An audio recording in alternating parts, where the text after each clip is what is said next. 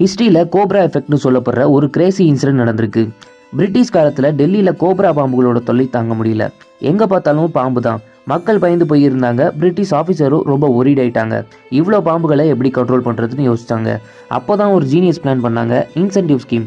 அதாவது யாரெல்லாம் ஒரு செத்துப்போன பாம்பு கொண்டு வராங்களோ அவங்களுக்கு ஒரு ஸ்பெசிஃபிக் கேஷ் ரிவார்ட் தரோம்னு அனௌன்ஸ் பண்ணாங்க. லாஜிக் என்னன்னா, மக்களே பாம்புகளை கொல்லுவாங்க, கவர்மெண்ட்டும் சேஃப் ஆகிடும்ட்டு.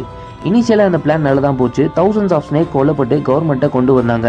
ஆனால் நம்ம மக்களோட பிஸ்னஸ் பிரெயின் வேறு லெவலில் வேலை செஞ்சிச்சு. அவங்க என்ன யோசிச்சாங்கன்னா, காட்டுக்குள்ளே போய் பாம்பை தேடி ரிஸ்க் எடுத்து கொள்றதுக்கு பதிலாக நம்ம ஏன் வீட்டிலே பாம்பு வளர்க்கக்கூடாதுன்ட்டு மக்கள் கூட்டம் கூட்டமாக வீட்டில் கோப்ரா ஃபார்ம்ஸ் பண்ண ஸ்டார்ட் பண்ணாங்க. பாம்பு முட்டையிட வச்சு குட்டி போட்டு அதை கொஞ்சம் பெருசாகிற உடனே கொன்னுட்டு கவர்மெண்ட் கிட்ட ரிவார்டு வாங்கலான்னு ஆரம்பித்தாங்க. கவர்மெண்ட்டும் மக்கள் எவ்வளோ ஆக்டிவாக இருக்காங்கன்னு நினச்சி பணத்தை அள்ளி கொடுத்தாங்க. கொஞ்ச நாள் கழிச்சு பிரிட்டிஷ் ஆஃபீஸருக்கு டவுட் வந்தது. என்னடா இது, இவ்வளோ பாம்பு கொள்றோமே, ஆனால் சிட்டியில் பாம்பு கவுண்ட் குறையவே இல்லைன்ட்டு செக் பண்ணாங்க. அப்போதான் மக்கள் ஸ்னேக் ஃபார்மிங் பண்ணுற விஷயம் வெளியே வந்துச்சு. கோபமான பிரிட்டிஷ் ஆஃபீஸர்ஸ் உடனே அந்த ரிவார்டை கேன்சல் பண்ணிட்டாங்க. இனிமே ₹1 கூட தரமாட்டோம்னு சொல்லிட்டாங்க.